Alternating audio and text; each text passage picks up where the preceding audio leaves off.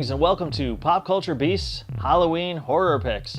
I'm your host, Ryan Stockstead, and today's episode is brought to you by The Horror Word with Shane and Purd, a new web series from Chain Saw of the industrial noise bands Waste and Vuxnut, and filmmaker and makeup effects artist Bryan Purdy. Their show is devoted to all things horror, so check out their YouTube channel and be sure to subscribe for the latest episodes. Today we're going to talk about an early 60s exploitation movie that arguably laid the initial groundwork for later horror classics such as The Hills Have Eyes and the Texas Chain Saw Massacre. Torn from the front pages, flashed to the screen with all the shock of a gun blast, comes the most suspenseful, terror-stricken motion picture in years.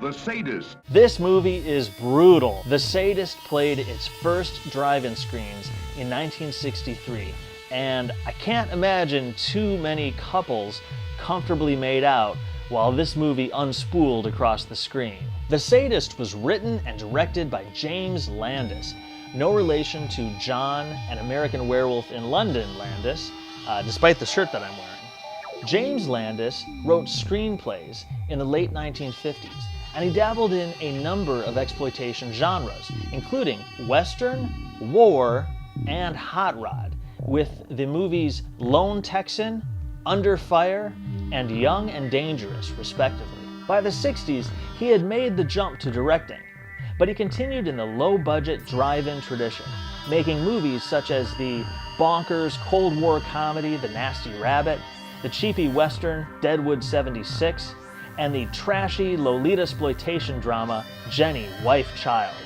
It's safe to say that if he's remembered at all, it's for The Sadist. I have been hurt by others, and I will hurt them. I will make them suffer like I have suffered. The words of a sadist, one of the most disruptive elements in human society. To have complete mastery over another, to make him a helpless object, to humiliate him, to enslave, to inflict moral insanity on the innocent. The Sadist is a tight and economical film in just about every regard. Made on a shoestring budget of just over $30,000, the entire movie takes place in one location and in mostly real time with a principal cast of just 5 actors. It stars Helen Hovey, Richard Alden, and Don Russell as 3 school teachers who break down on their way to Los Angeles to catch a Dodgers game. They pull their crippled vehicle into a secluded junkyard, but the owner is nowhere to be found. The place seems to be deserted. Hey, anybody here? Hello? Hello? If the pump hasn't already been stripped off that Chevy, we might be in business.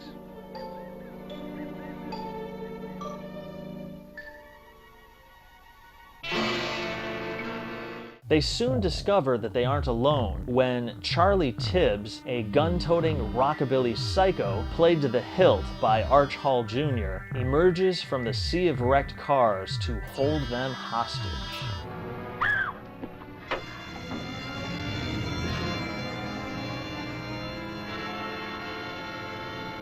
Tibbs and his equally crazy girlfriend Judy, played by Marilyn Manning, proceed to torment their captives, seemingly for kicks. Tension escalates when juvenile delinquent Tibbs learns that the 3 are school teachers. There's not much, but you're welcome to it. Well, we're only school teachers, young man. You hear that, Judy? We're only school teachers. We don't like school teachers.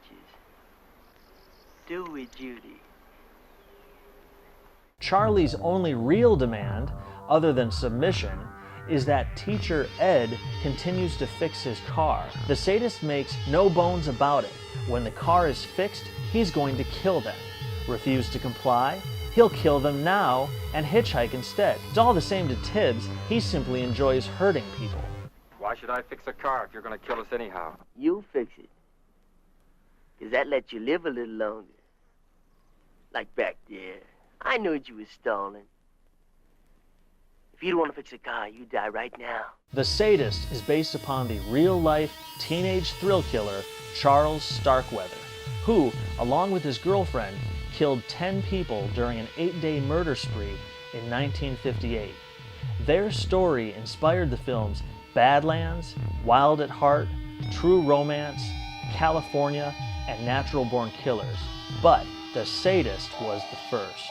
Don't you even have the decency to let me care for this man? What kind of a person are you? Do you enjoy hurting others, seeing them in pain? How can you be so inhuman? The Sadist marks the first American credit as cinematographer for Vilmos Zsigmond, using the name William Zsigmond. He had previously DP'd shorts in Hungary and worked the second unit on Wild Guitar, also starring Arch Hall Jr. The photography in The Sadist is fantastic, to say the least, and it's no surprise that he would later go on to win an Academy Award for Close Encounters of the Third Kind. Seeing as how you like to talk, go ahead and talk. Talk all you want. As soon as I finish this, you're gonna be through talking. School'll be out for you, teacher. Joe Dante is a champion of this film, and I have to give him credit for really helping to get the movie seen and better known over the years. There weren't many prints made of The Sadist, and Dante owns one of them, which he has provided as the source print for some of the DVDs that exist, and also loaned out for revival screenings. I first saw The Sadist when he presented his print at the New Beverly Theater back in 2008. So I personally feel indebted to him for introducing me to this wonderful gem of a movie. So Joe Dante, if you're watching, thank you.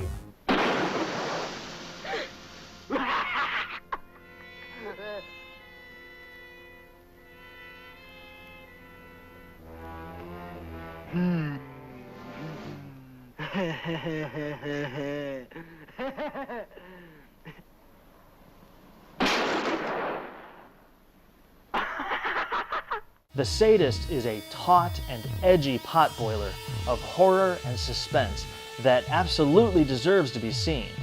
It laid the groundwork for films that you already know and love, like The Hills Have Eyes, The Texas Chain Saw Massacre, and The Devil's Rejects, and it gets my highest recommendation this Halloween. Oh, Ed, I don't want to die. I don't want to die. You're not going to die, Doris. Johnny Legend's Raunchy Tonk label released the 2009 DVD that I watched, and it includes some entertaining special features, including an interview with Arch Hall Jr. conducted by Ray Dennis Steckler, as well as Johnny Legend's personal reflections. Raunchy Tonk also released a 2-disc Blu-ray in 2010, the second disc being the aforementioned DVD. If you're interested in hearing more from Vilmos Zsigmond, pick up the out-of-print Collector's Edition DVD from 1998.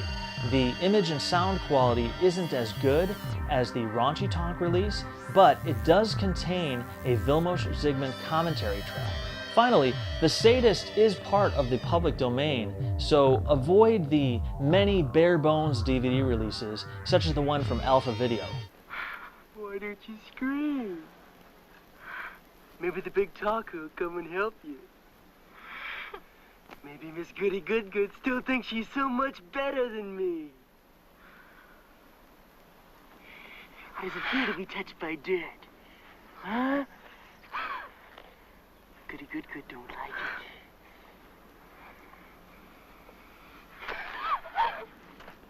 Thanks to everyone who voted in our Viewer's Choice survey. The poll is now closed, and we're preparing the Viewer's Choice episode. Be sure to come back Wednesday to find out what horror movie you, the viewers, picked for us to review. Thanks for watching Pop Culture Beasts Halloween Horror Picks. I'm your host, Ryan Stockstead. Be sure to like Halloween Horror Picks on Facebook and subscribe for new episodes every Monday, Wednesday, and Friday until Halloween, right here on the Pop Culture Beasts YouTube channel. Thanks again for watching. Watch horror movies. I'll see you next time.